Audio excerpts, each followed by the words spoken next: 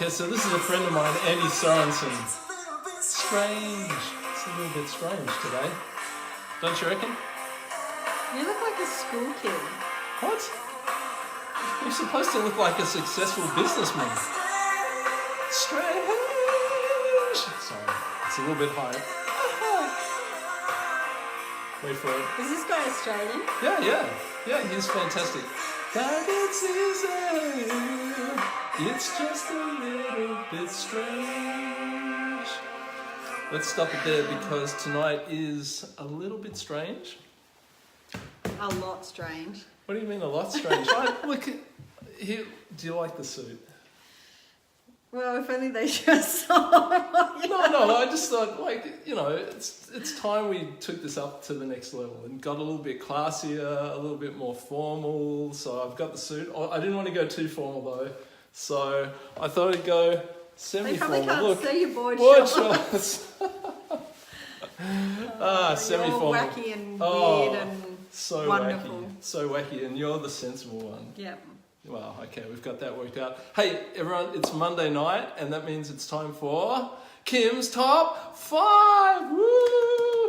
Yep. And for the first time in ages, we're actually doing it from back here, aren't we? Yeah, we're at home. We haven't been home on a Monday night for ages. No, or in the country. We've been all over the place. We've been everywhere, man. So, and it's good to be home, isn't it? It is very good to be home. And it's good to be here with you guys, sharing Kim's Top 5 tonight. And just to give you a little bit of background, so each week we think about what's Kim's top 5 going to be. And some weeks it's usually on the Monday morning.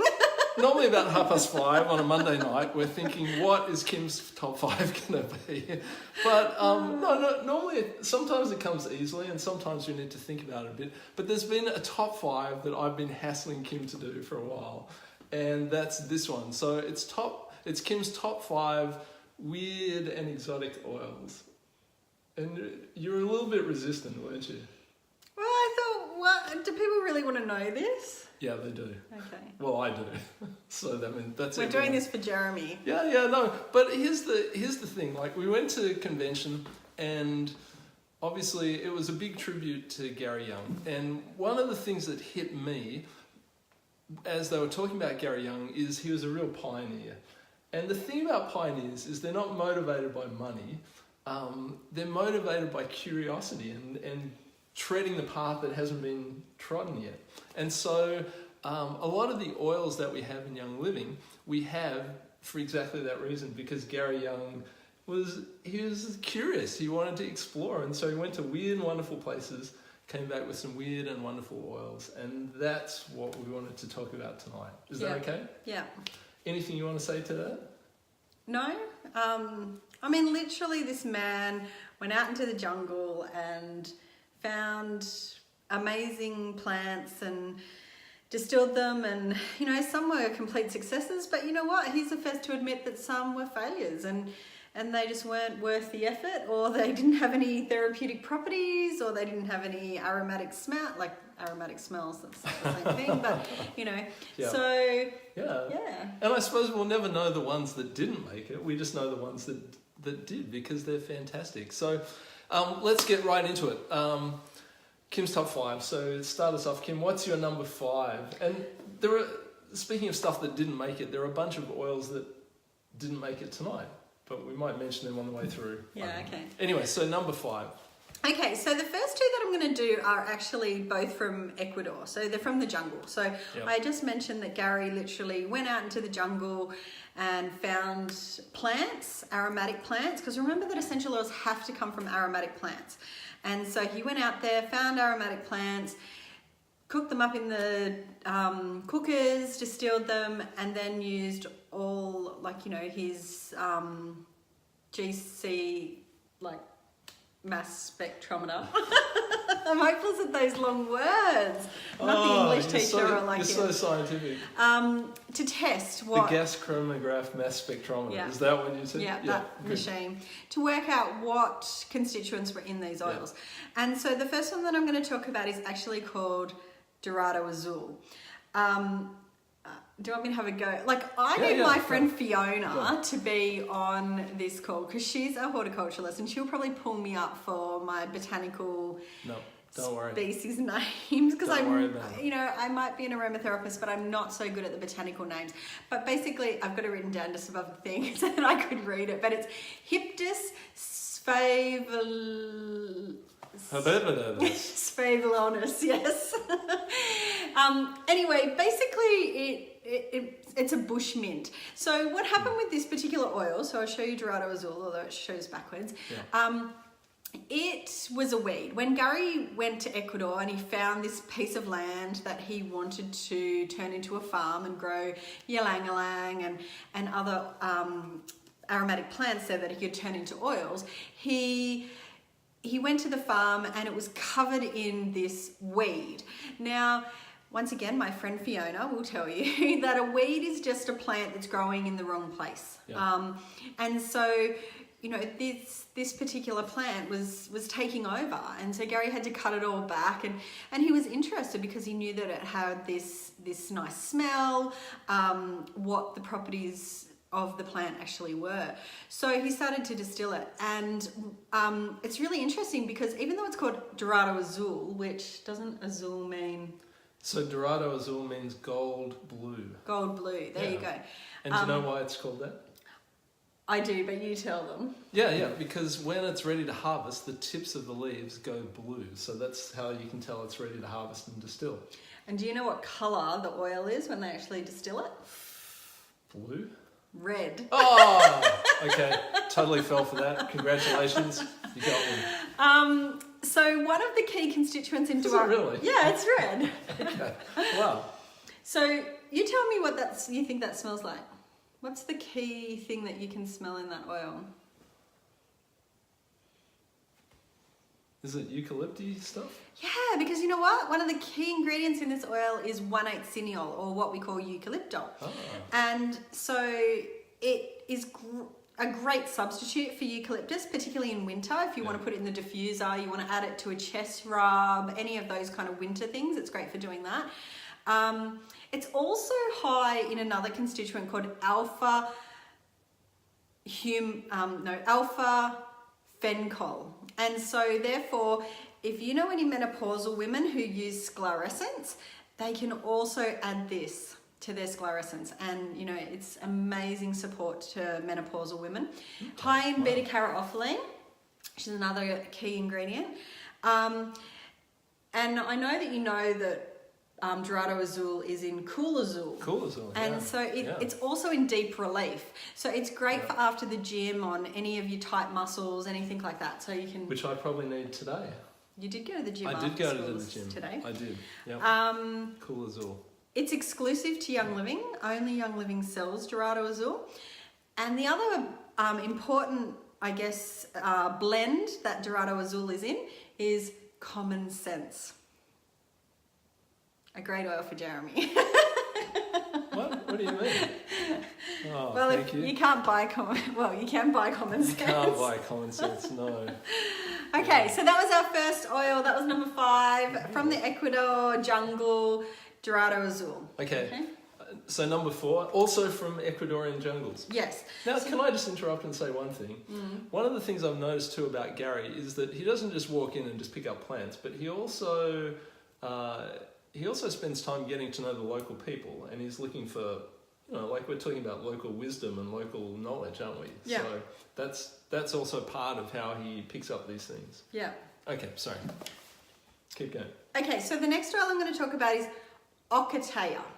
Okay, so we're also going to give you a little bit of an idea about how to say some of these. So Ocotea.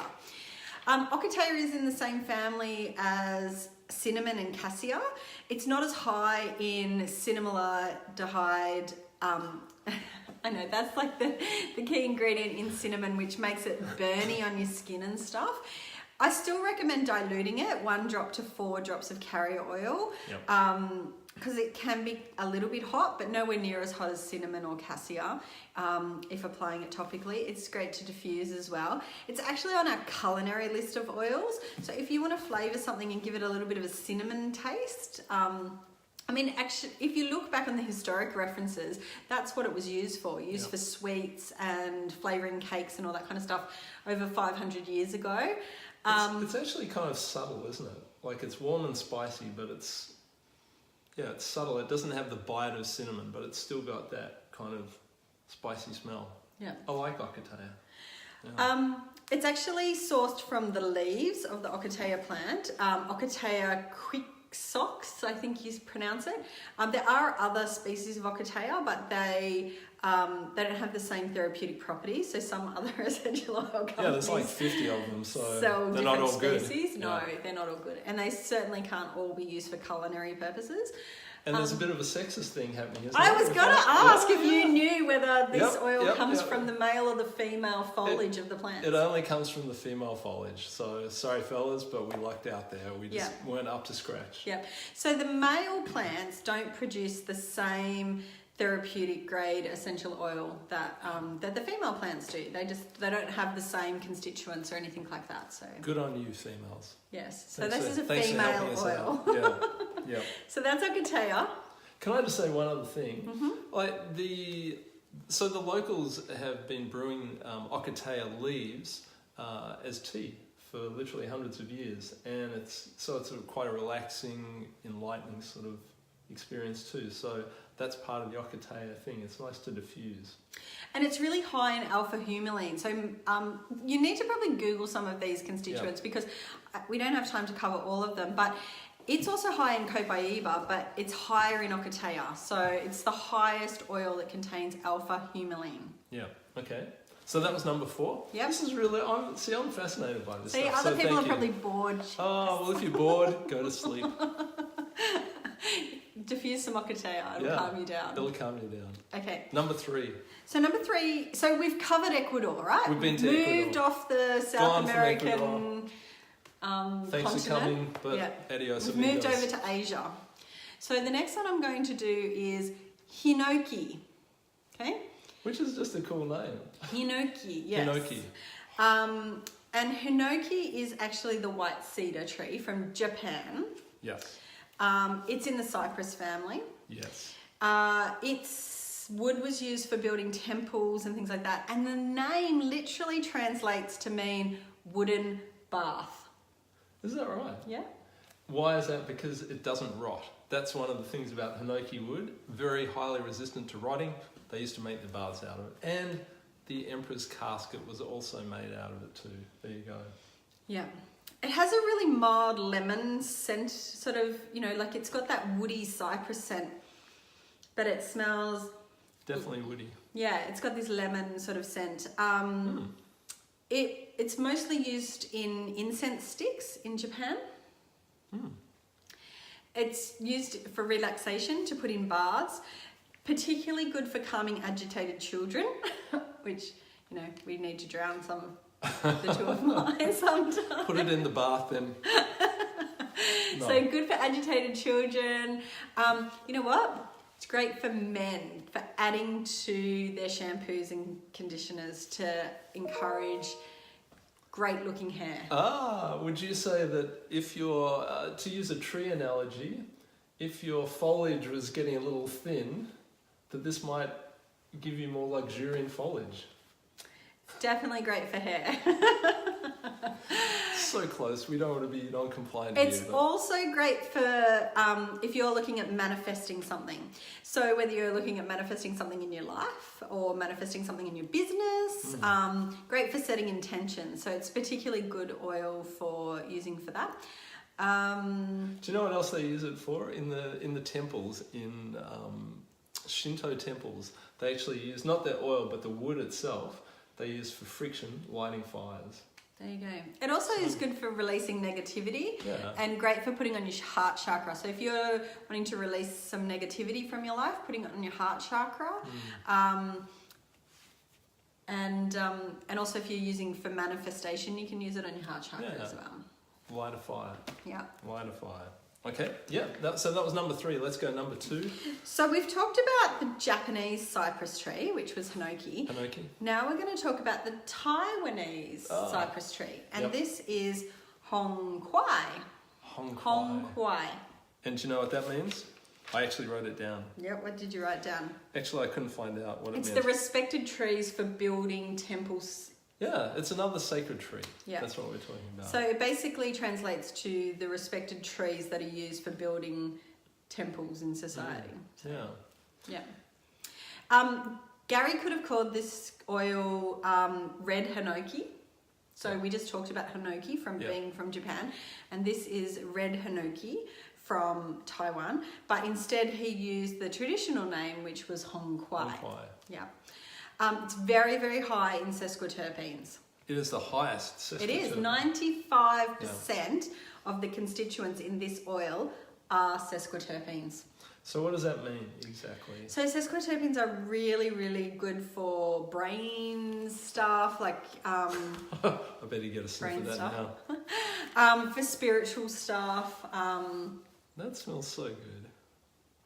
So yes, it's actually, we talked about this because if you Google Hong Kwai, you'll find out that it's actually an endangered species. And many of you have probably heard me talk in the past about endangered species such as spikenard and rosewood. What else? The Indian sandalwood tree, and how Young Living has steered away from selling those essential oils because of that very reason. Yep. In the case of Hong Kwai, Young Living actually has a partnership with the Taiwanese government. Like they have approval, not so much a partnership, but they have approval to harvest the wood from the fallen trees. I was just going to say that it's actually forbidden to cut down Hong Kwai trees. Now these trees are amazing. They grow from 1,000 to 2,000 years old. That's how old they are. These trees are amazing. So just think about that: a tree that's 2,000 years old. So they don't cut them down, but monsoons will bring them down, typhoons, or flooding and stuff. Yeah, so they're only taking it from the fallen trees. Yeah, and the thing about the fallen trees is that if you can imagine this tree lives for 1,000 to 2,000 years, every single ring of that tree contains essential oil, and the essential oil is, well, can be different from each ring of the tree.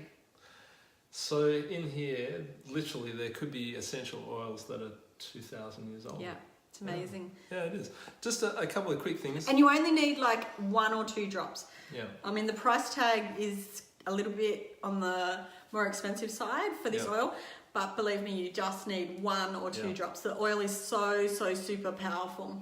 And the sesquiterpenes, correct me if I'm wrong, but they kind of stick to moisture, so they'll stick in your nasal passages. You keep, like I've noticed, I've had a couple of sniffs of that, and you keep smelling it.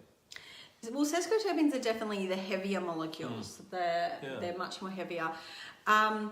This particular essential oil goes great with your Lang Lang and Idaho Blue Spruce for men to give them extra confidence, particularly extra confidence in the bedroom.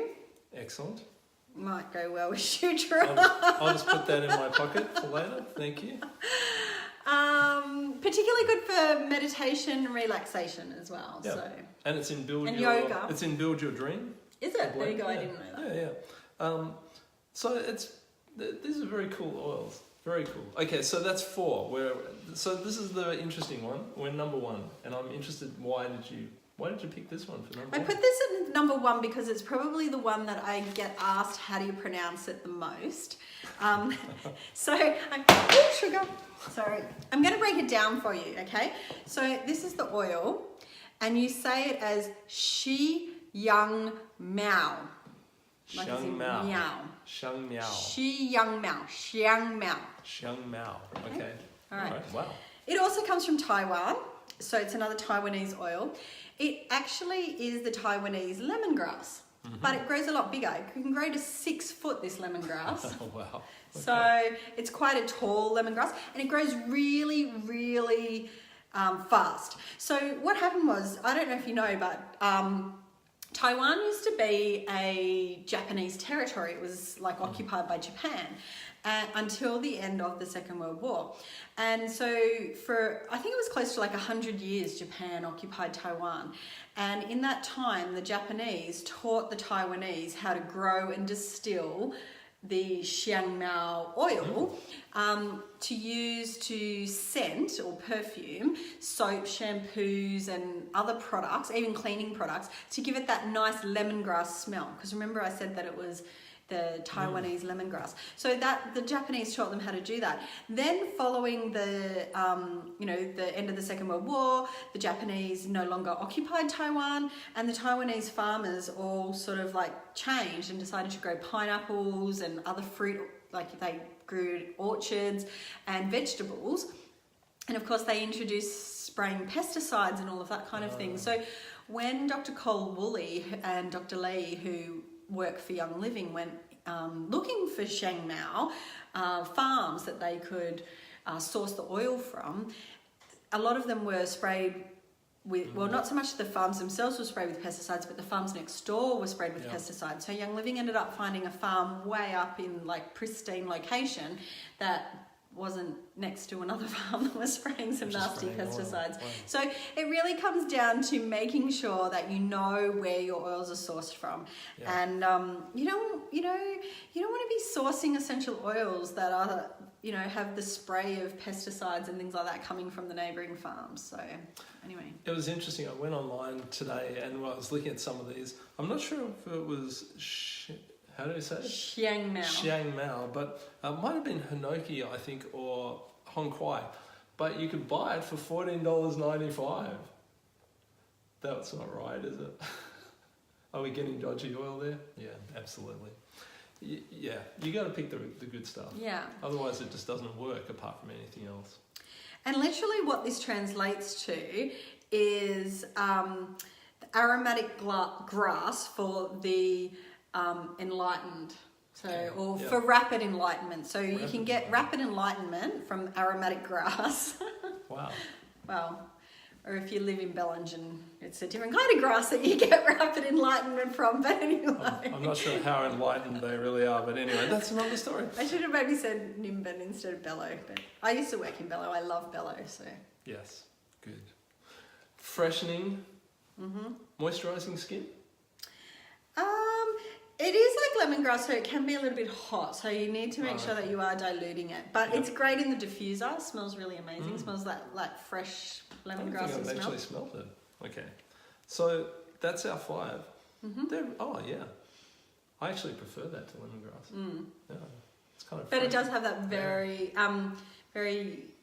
it's good in Great Outdoors spray as well. Similar to Dorado Azul, you could actually put Sheng Mao or Dorado Azul, both of them in a Great Outdoors spray before you go out in the... So there you go, 5 exotic oils. Do you want to quickly run back through them? Yep. So number 5 was? Dorado Azul. Yep. Number 4? Ocotea. Ocotea, love it.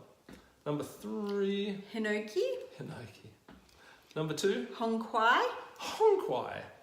And Sheng Mao. Sheng Mao, number 1. Now, that just leaves my number 1. Do we need a drum roll, or is it just a... I don't know, but how exotic is it?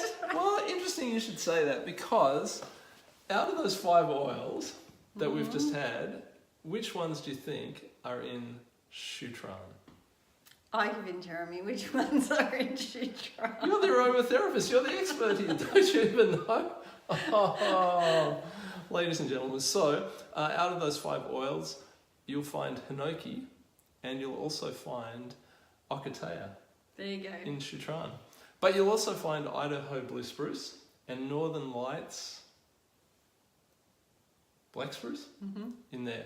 So all I want to say, Shutran, it's a great blend. There's other stuff in there. There's ylang, however many times you say that.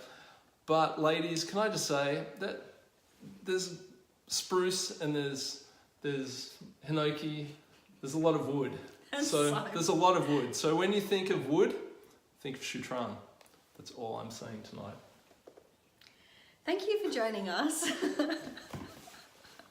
We'll see you all next week, where we'll come up with an equally interesting topic. We will. And if you have any comments, we always love to get your comments. If you want to give us a review, gosh, tell us what you think. If you have, we're really crap. Unless we're really crap, in which case just keep that to yourself. But no, if you have comments, we love to know what you think. And if you have suggestions for what you might like to see on Kim's top 5, Kim's top 5, definitely let us know too. And we'll see you next week. I think will we be here? Yes. We will be here. We will be here. And we'll see you next week. Okay, bye guys. Bye.